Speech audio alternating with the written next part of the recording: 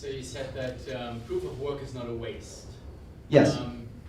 Because it's so secure, and that's the only blockchain that gives that. But if proof of stake is, let's say, not as secure, but nearly as secure enough, is that not far superior? And is that the case? Like, I mean, Ethereum says they will move to proof of stake in the future. I wonder why they don't have yet. Yes. And I don't know if there exists a proof of stake system that really works. Okay, so let me paraphrase a bit. So if I say proof of work is not a waste, what if proof of stake achieves a fair approximation of the level of security without that cost? Would it then not eclipse proof of work? And the difference, and I think that's what I was trying to emphasize today, is that you can use it to make sure that the security of the transactions going forward is correct.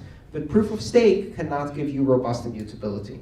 And the reason it cannot give you robust immutability is because what you are staking is the currency that's on the network. And if you have control of the network, right, you can issue more of that. You can do many things to violate the loss that you suffered. Whereas if you burnt electricity outside the network, you can't get that back by rewriting the blockchain.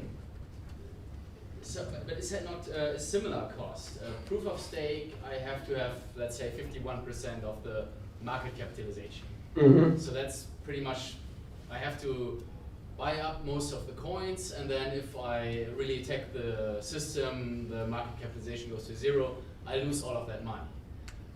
For Bitcoin, if I would invest so much capital and so much energy that I could probably stop the network and then destroy the market capitalization as well with 51%. I could not change back time, but I could probably...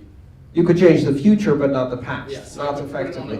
put it on to a hold. You could do denial of service, yes. Both systems are susceptible to denial of service if you get a majority of the consensus mechanism.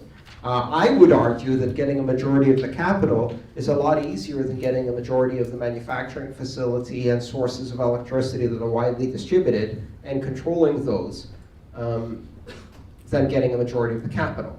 In fact, theoretically, you might find, I don't know, just to say a random thing, a bug in a smart contract and steal, just to say a random number, 14% of all of the currency in circulation, and if you had a proof of stake system, you're 46% from your goal. 36% from your goal. So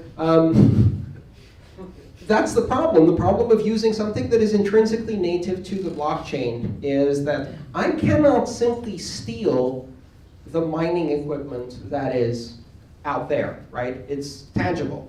So, and I can't simply access these enormous amounts of energy overnight. These take a long time to marshal these energy contracts, which makes it more robust to that kind of interference. How much more?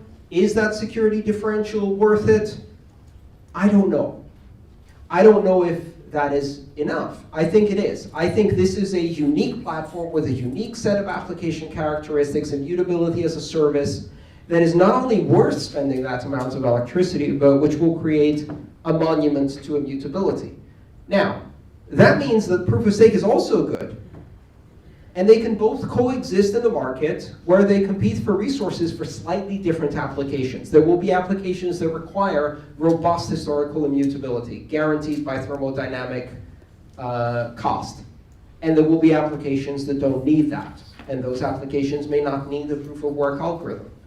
I think there are plenty of applications that do need that. And now that we have that, we're going to invent a lot more applications that need that we didn't know about before. And I think that's where it gets really interesting.